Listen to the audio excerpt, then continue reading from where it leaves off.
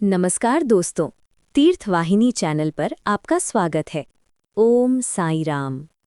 श्रद्धा और सबूरी का नाम ही है शिरडी साईं बाबा, एक ऐसे फकीर जिन्होंने धर्म, जाति और भाषा से ऊपर उठकर सिर्फ मानवता, प्रेम और विश्वास का संदेश दिया। क्या थे साईं बाबा के चमत्कार? क्या है उनकी रहस्यमयी जीवन कथा? और क्यों आज भी करोड़ों लोग उन्हें ईश्वर मानकर पूजते हैं? आज के इस वीडियो में हम जानेंगे शिरडी साईं बाबा की प्रेरणादायक कहानी, जो आपके मन को शांति और विश्वास से भर देगी। वीडियो अंत तक जरूर देखें, क्योंकि साईं की एक सीख जिंदगी को बदल सकती है। नमस्ते। आज हम एक ऐसे संत की कहानी में गोता लगाने वाले हैं जिनकी शिक्षाएं आज भी लाखों करोड़ों लोगों को प्रेरणा देती हैं। जी हाँ, हम बात कर रहे हैं शिरडी के साईं बाबा की। चलिए साथ मिलकर उस रहस्य को जानते हैं जिसने उन्हें भारत के सबसे पूजनीय आध्यात्मिक गुरुओं में से एक बना दिया। देखिए, साईं बाबा की कहानी ना सिर्फ एक संत की जीवनी नहीं है। असल में यह हमें सिखाती है कि सच्ची आस्था और करुणा कैसे मजहब की सारी सीमाओं को पार कर सकती है और आज की इस बटी हुई दुनिया में भी लोगों को एकता के सूत्र में पिरो सकती है। तो चलिए कहानी की शुरुआत करते हैं। समय में थोड़ा पीछे चलते हैं और उस रहस्य की पड़ताल करते हैं जहां से ये सब कुछ शुरू हुआ, यानी बाबा के शिरडी में उस रहस्यमयी आगमन से। साईं बाबा के बारे में सबसे बड़ा और पहला सवाल यही उठता है कि आखिर वे थे कौन? जरा सोचिए, एक ऐसा इंसान जिसके जन्म, परिवार या शुरुआती जिंदगी के बारे में कोई पुख्ता जानकारी ही नहीं है, कुछ भी नहीं। यही वो रहस्य है जो आज भी लोगों को उनकी तरफ खींचता है। अच्छा, तो जो कुछ जानकारी है वो ये है कि इतिहासकारों का मानना है कि उनका जन्म 1838 के आसपास हुआ होगा।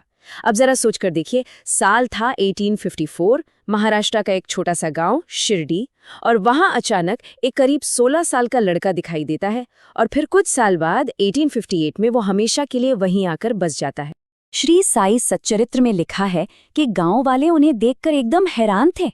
सोचिए, इतनी कम उम्र का एक लड़का जिसे ना तो चिलचिलाती धूप की परवाह थी, ना ही कड़ाके की ठंड की, वो बस कठोर तपस्या में लीन था। ये वाकई एक हैरत अंगेज नज़ारा था। तो सवाल उठता है कि इस रहस्यमयी नौजवान को साईं नाम आखिर मिला कैसे, और उनकी वो कौन सी सबसे बड़ी शिक्षा थी जो आज भी करोड़ों लोगों के दिलों में बसती है। चलिए पता करते हैं। तो हुआ यूं कि जब वो शिरडी लौटे तो वहां खंडोबा मंदिर के एक पुजारी थे, महालसा पुती। उन्होंने ही उन्हें या साई कहकर पुकारा, जिसका मतलब था ISI, और बस यहीं से उन्हें साई नाम मिला। और इस नाम का मतलब भी देखिए कितना गहरा है। फारसी में इसका मतलब है संत या गरीब, जैसा सूफी फकीरों के लिए इस्तेमाल होता है। वहीं संस्कृत में इसका अर्थ दिव्यसार भी होता है। और फिर आता है बाबा का वो सबसे प्रसिद्ध और सबसे शक्तिशाली संदेश, सबका मालिक एक। सिर्फ 3 शब्द, लेकिन यही छोटा सा वाक्य उनकी पूरी सोच, उनकी पूरी फिलॉसफी का आधार था। मतलब ईश्वर एक ही है, भले ही हम उसे किसी भी नाम से पुकारें। और ये बात सिर्फ कहने की नहीं थी, उन्होंने इसे जी कर दिखाया। उन्होंने हिंदू और इस्लाम दोनों धर्मों को बड़ी खूबसूरती से अपने जीवन में उतारा। देखिए, रहते तो थे वो एक मस्जिद में, लेकिन उसे नाम दिया एक हिंदू नाम, द्वारका माई। पहनते थे सूफी फकीरों जैसे कपड़े, लेकिन साथ ही पवित्र अग्नि यानी धुनी भी हमेशा जलाए रखते थे। उन्होंने कभी खुद को किसी एक धर्म के दायरे में नहीं बांधा। अब उनकी एकता की शिक्षा तो थी ही, लेकिन कुछ ऐसी असाधारण घटनाएं भी हुईं जिन्होंने उनकी शोहरत को दूर दूर तक फैला दिया। जी हाँ, हम बात कर रहे हैं उनके चमत्कारों की। बाबा के साथ ना कई चमत्कार जुड़े हुए हैं।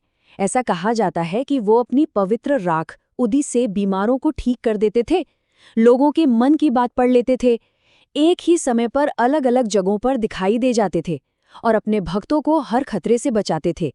इन सब चमत्कारों ने ही लोगों को उनकी तरफ खींचना शुरू कर दिया। इनमें से सबसे मशहूर किस्सा है दियों का चमत्कार। हुआ ये कि एक बार दुकानदारों ने उन्हें दिए जलाने के लिए तेल देने से मना कर दिया। तो बाबा ने क्या किया, उन्होंने दियों में तेल की जगह पानी भर दिया और सबके देखते देखते वो पानी के दिए जल उठे। और सिर्फ जले ही नहीं, पूरी रात जलते रहे। बस इसी एक घटना ने गांव वालों को उनकी दिव्य शक्ति का यकीन दिला दिया। लेकिन क्या बाबा की पहचान सिर्फ उनके चमत्कारों से थी? बिल्कुल नहीं। चमत्कारों से कहीं बढ़कर उन्होंने अपने मानने वालों को जिंदगी जीने का एक बहुत ही सरल और नैतिक रास्ता दिखाया। उनकी शिक्षाएं बहुत ही सीधी साधी और दिल को छूने वाली थीं। वो कहते थे, सभी से बिना भेदभाव के प्रेम करो, क्षमा करना सीखो, माफ कर दो, जरूरतमंदों की मदद करो, दान दो, जो कुछ तुम्हारे पास है उसी में खुश रहो, संतोष करो और भगवान और गुरु में आस्था रखकर मन की शांति पाओ। कितना सरल है ना? और यहाँ एक बड़ी दिलचस्प बात है। देखिए, वो खुद तो एक फकीर थे, एक तपस्वी थे, लेकिन उन्होंने अपने भक्तों से कभी नहीं कहा कि परिवार और समाज छोड़कर सन्यासी बन जाओ।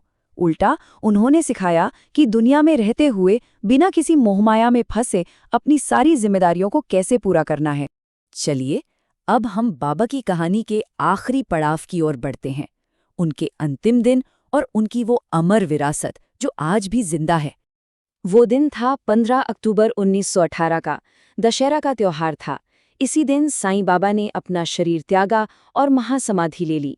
उनका शरीर तो चला गया, लेकिन उनकी शिक्षाएं और उनकी मौजूदगी हमेशा के लिए अमर हो गई।